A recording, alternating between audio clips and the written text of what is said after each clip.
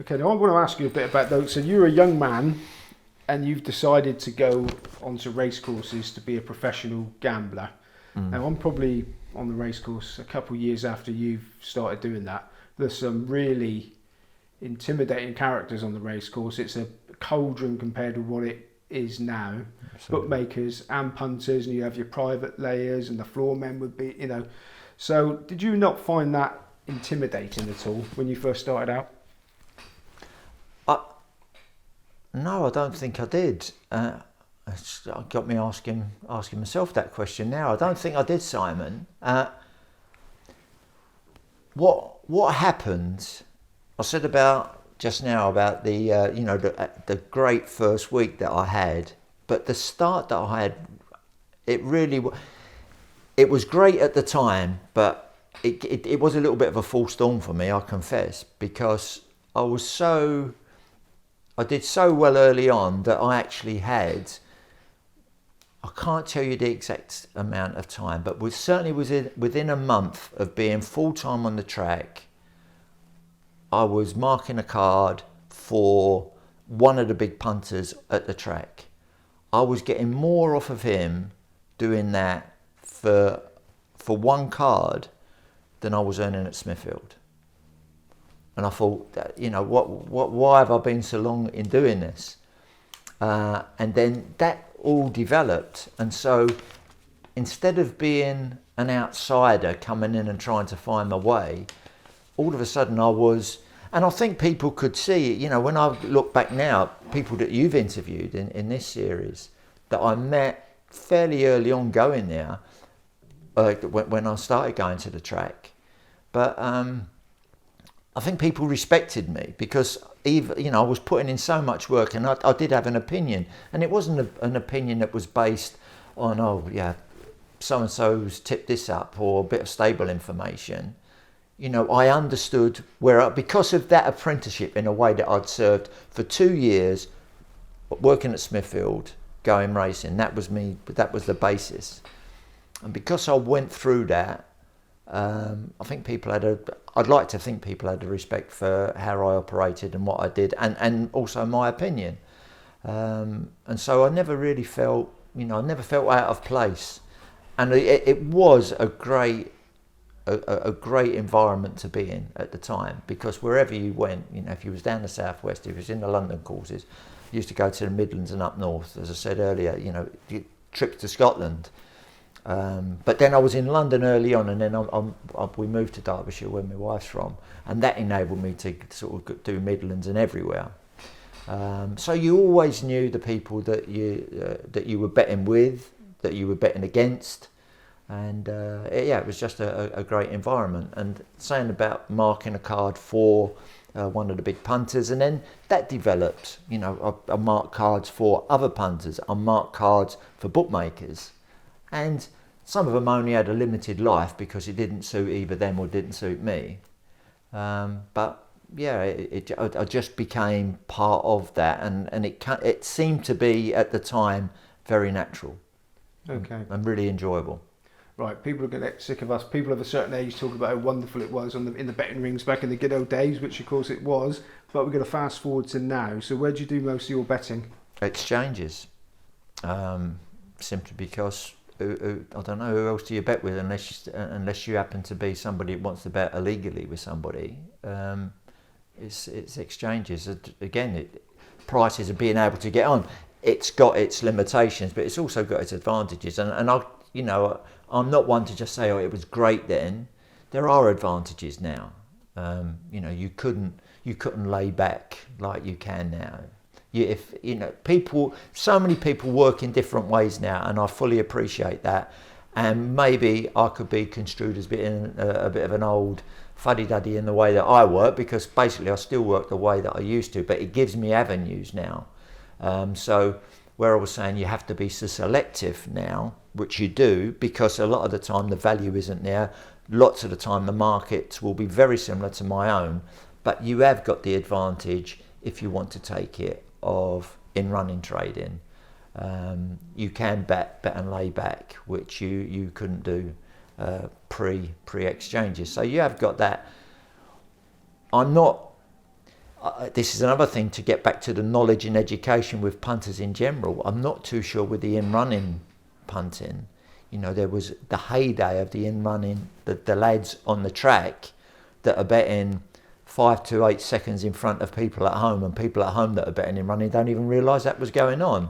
But that heyday, to me, from what I can gather, talking to people, has finished, because all the wise lads that were doing it seem to be betting against themselves now. Yeah. So all these things have their limited period, I think. Right, Steve, I've got to... This is the bit that I need to know the answer to, and everybody just bluffs me. Value. Now, all you professional punters talk about, you got to get value. Now, everybody I ask about value, there's got to be some sort of mechanics to it, because everybody puts it down to like a sixth sense. They just know when it's value. Now, have you got like a formula that you can share with the people that are watching, how you can spot a rick, or is it the way you look at a race differently? But how do you know when something is value? Because nobody can tell me. Well, this is my perception of it. And as you said, I can get annoyed because some people seem to equate a big price with value. So they go, that's 8 to 1, that's 10 to 1, that's value. Well, no. The way that I equate value is I must be able to price up every horse in horse racing, every horse in a race. It's completely subjective, but that's where you have a chance, because if it wasn't subjective, then everybody would have the same prices, and you couldn't win. But I've got enough confidence in how I operate that I can price up. So if I've got an 8-runner race, I will price up every horse in that race. If I can't price one or two of them, maybe one's not been out for 6 months, or one's never gone on the ground, then I have to build that in as part, and I may have to estimate. But what I'm always looking for is that once I've done my homework, once I've done my form work, which takes a long time, but once I've done that and then I've formulated my prices, then it's just a matter of comparing my prices against what's on offer, or what probably will be on offer with the bookmakers. And then knowing that I can't get on with the bookmakers, but then on the exchanges, it'll be roughly the same, and I would just highlight the races where I think there may be a mistake. And it's also understanding why a horse may be a bigger price than I've got it in, and sometimes not being frightened of that. It's understanding. So again, just as an example, you can have a horse that you may think is temperamental, may not always want to go forward. But if I've worked out that the race may fall for it, and he may be up against, this particular horse may be up against 3 or 4 others that are at the front of the market, or that may be fancied, that also are not completely genuine, then maybe that stable wouldn't really want to back their horse because they know it's a little bit temperamental. But if I've built that into my prices, then that horse can become value. Just knowing that, well, I know it's temperamental, but this race might be in its favour. So it's putting all the pieces together, and there's a lot of things to put together. But once I've done that, the most crucial thing for me is to be able to price. And then once that's how I construe value, that's how I get to the point where I'm saying, right, I've got that, that's 2 to 1, it's in at 5 to 2, it's in at 3 to 1. The bigger the price is compared to mine, obviously the bigger the value is. And I will not, and it's just a rule that I've had ever since I started, I will not back horses under my price. And it stops me backing a lot of winners, I concede, but it stops me backing losers as well.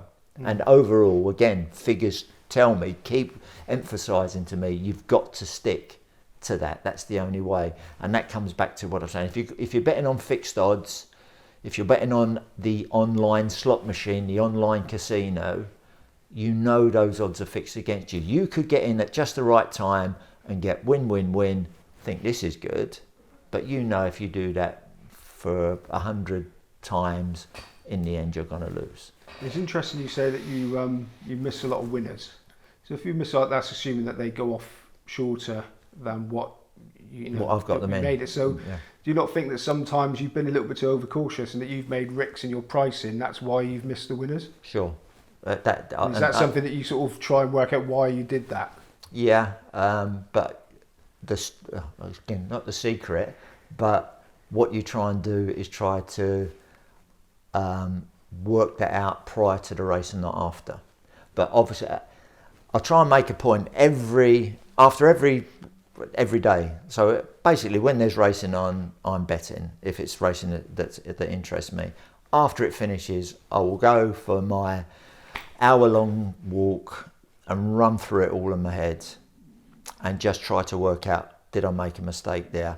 Obviously, because the pricing is subjective, I will not be 100% accurate, but I've got enough confidence in the way that I work, the way that I formulate my prices, which has been for 30 odd years, that I know that my prices will be right more than they will be wrong. And if you do get that situation where there's plenty of races where there will be what I call a question mark horse. It may have come from Ireland, as I say, it may not have run for 6 months. Again, back in the day, the things that have changed so much, Simon, is that I remember when I was first going, you really wouldn't entertain a horse that hadn't run certainly if it hadn't run for a year, it's got a problem, it won't be fit. And paddock inspection used to tell you that, well, that needs to run. Nowadays, every trainer, it seems to me, is more than capable of getting a horse ready after a break, no matter what's gone wrong. So they have to be included. And maybe if I'm doing a race and there's one of those, depending on what type of race it is, but it's from a big trainer and it's a big race and it's not run for a year, I would certainly be wary of it, if not wanting to back it. It ties in also, I have to tie in then with maybe this is where a little bit of information doesn't come amiss. Just knowing that somebody that I know from a particular stable yard wants to back it or not back it.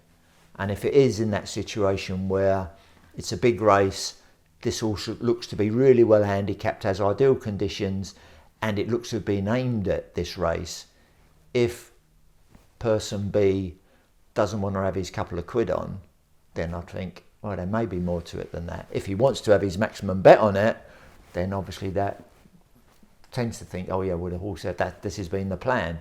Right. And they never used to be able to do it like they do now. Martin Pipe, he set the standard with this, getting horses ready, being able to run when they hadn't appeared on the race course for God knows how long. Okay, right, so we'll talk about your informant network in the next part, but I still want to know about this value. So if somebody, a bright young lad, 18 years old, 20-year-old, knows racing, really enthusiastic, if he said to you, Steve, can you teach me how you look at a race and perceive value? Is it something that you could teach somebody, or is it just an inherent talent that you've got? No, you can teach it. You can? Definitely. Somebody, I'd love to, yeah. I've sat down because I've done it with my own son, I've done it with my son-in-law, and they understood the mechanics of it. You can teach somebody how to do it. The thing is, that person that you teach how to do it, can they assimilate the information that they need to do it accurately and be right more often than they're wrong? You can do it, it's simpler to do with football if you've only got 3 outcomes. So if you can build in, but the striker's not playing, the centre-back's not playing, it's a weak match and they're up. If you can build all that in, just getting the 3 prices right on the outcome of a football match is far easier to do in theory than it would be for a horse race. But it's definitely a teachable skill.